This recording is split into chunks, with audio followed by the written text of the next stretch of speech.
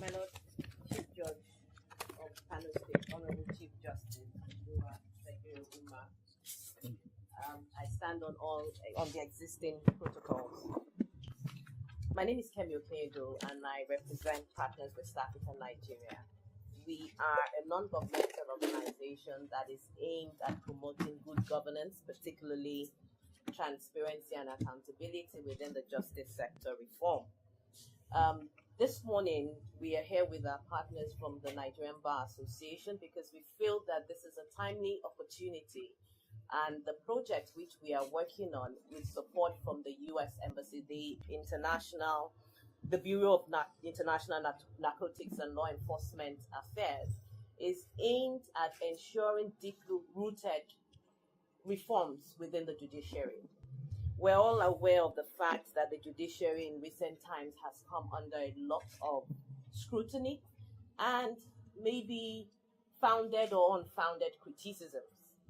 And if I quote late Justice Chukwudifo Okuta, he said in an interview in a paper that he delivered some years back, that if you're a judge and you are corrupt, where do we go from here?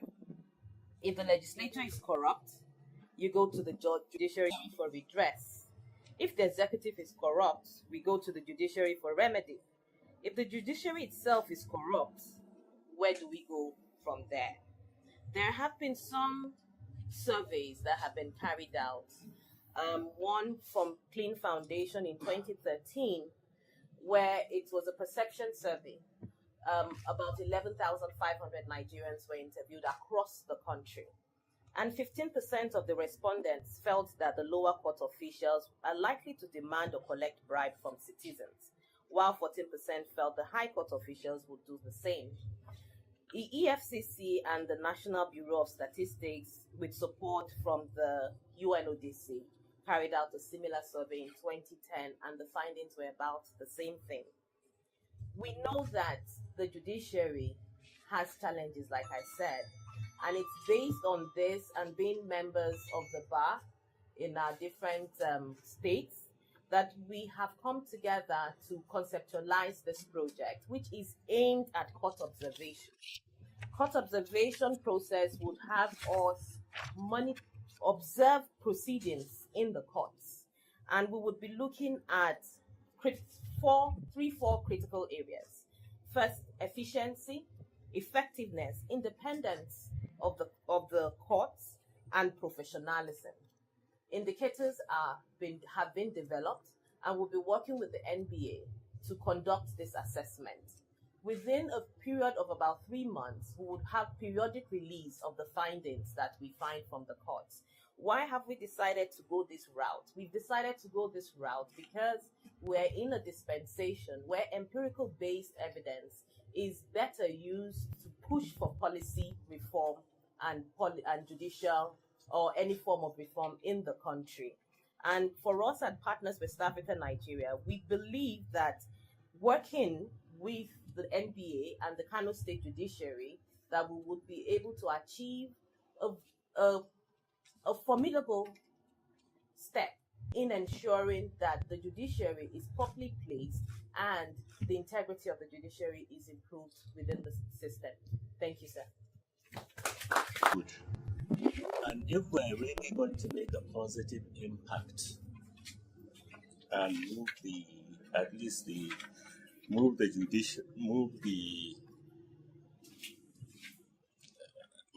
judiciary and the bar generally forward, I think there's no better time than this to do so.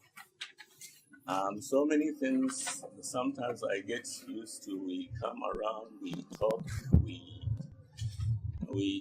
we put things in place that we ought to follow so that the judiciary can move forward, or everything, the administration of justice can move forward. But then you see suddenly everything after the first few initiatives, then everything settles the way it used to be, and it's always business as usual. At some time, I feel that we have to start making real progress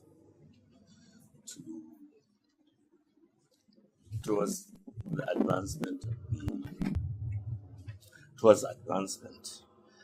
There are so many areas, so I don't even know where we are going to start from. Like you have said, the rate sitting. In fact, the whole ICAIC system of we have to be reporting our proceedings.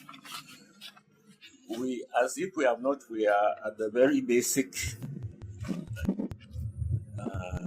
point where we have not even started moving compared to, not even to talk of advanced countries, compared to places like Ghana, where we have gone about 2 years back and seen how they have really, really made advancements in the judicial process. I feel we should be taking at least few areas so that we can really concentrate on them and sort of make a checklist. As we proceed, we'll be checking how far we have gone. And how far we set targets for ourselves. So I think in that respect, that is where what would I say, the chairperson or the project manager of the Partnership West Africa. That's where you'd come in. And in this light, I also wish to welcome you to Kano and to the High Court. I'm very happy that Kano State has been chosen as one of your pilot projects.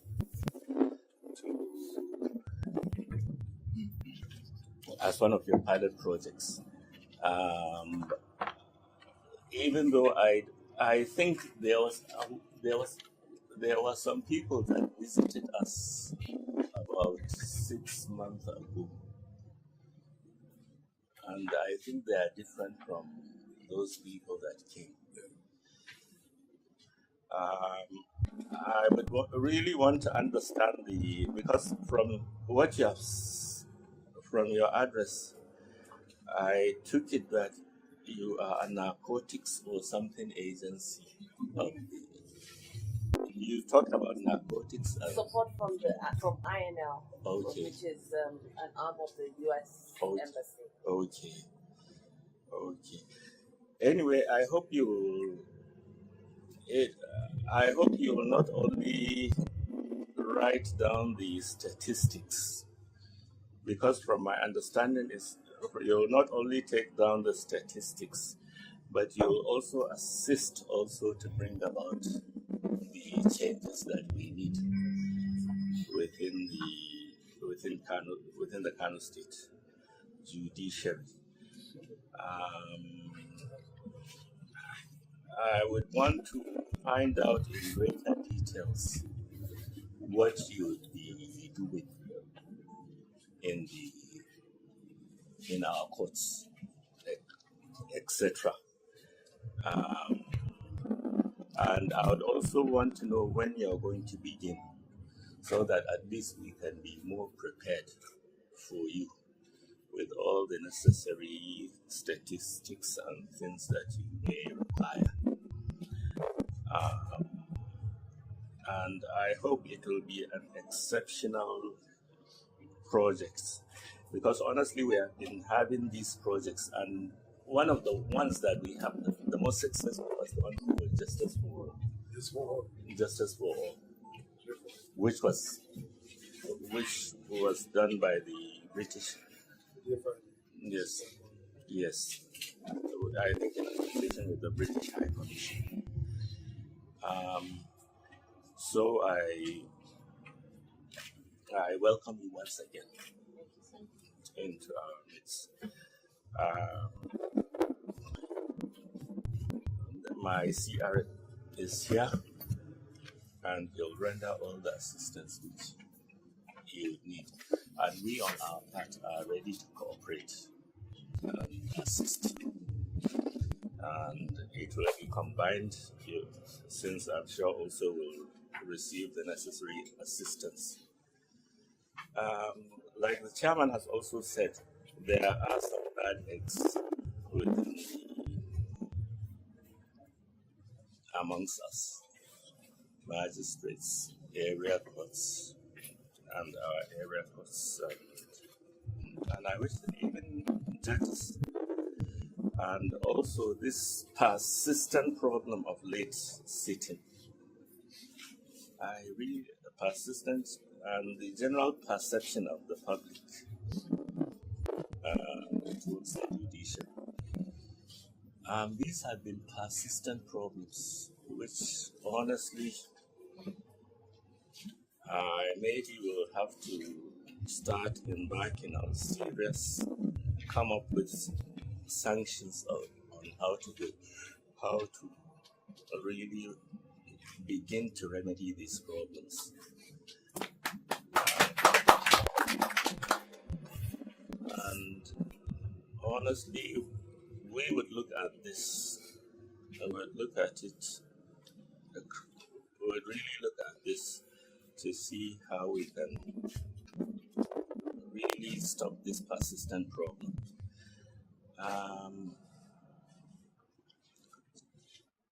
And it has to be a combined effort. And maybe we have to start under your chairmanship by calling a very early bar and bench meeting, which we have to come up with solutions to these problems. A meeting that will be frank with ourselves and tell each other what is really what we can do to really try and address this problem.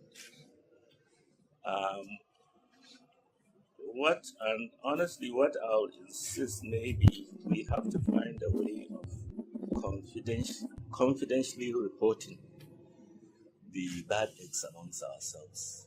Would it be through a suggestion box? Confident information that this is what has taken place. And honestly, I will not hesitate to. We have to find a way of confidence, like I said, in confidence, report these people. Report whoever has been found to be wanting either. We all know the problems. There are 101, and I cannot begin to pinpoint them out. But I think what we would begin is somehow we have to sit down and address ourselves how we can solve these problems. I know that Ghana has been taking radical solutions to solve the problem of corruption, etc. Maybe we have to start going along those lines to see how we can address this, how we can address it. Yes. On my part, honestly, I do have the intention to really begin, I will not say begin to, on our part, to move the judiciary so that the judiciary can become transparent and we start to see changes amongst our judges and our lower courts. I would not want to apportion blame at this point, but also some of the problems you would see coming from, we have a slight division in the judiciary. And I know that a lot of the problems where you hear it over the radio sometimes have nothing to do with lot of the radio and things like that, there are problems peculiar to some of our courts, which also I want to address with that head of court. The problems that come up with us, immediately we hear it, we try to solve it. It may take time, it may drag on for some time, but I assure you, we are always doing some administrative processes to try and remedy the situation. It may not be as quick as you want, because you come with a problem, you need immediate solution. But the administrative process, they take time for us to come up with a real solution to the problem. So once again, I honestly want to congratulate you. Thank you, sir. Wish you the best of luck. I know that you're up to the task. That's why you were elected. And between us and the Office of the Attorney General, I really want to see that we begin to address these problems that are bedeviling us. So thank you once more. And I congratulate also the rest of the officials on your election success. Thank you very much. Thank you. In partnership with Partners West Africa and Nigeria, and we have introduced that project because it has to do with the judiciary in Kano State.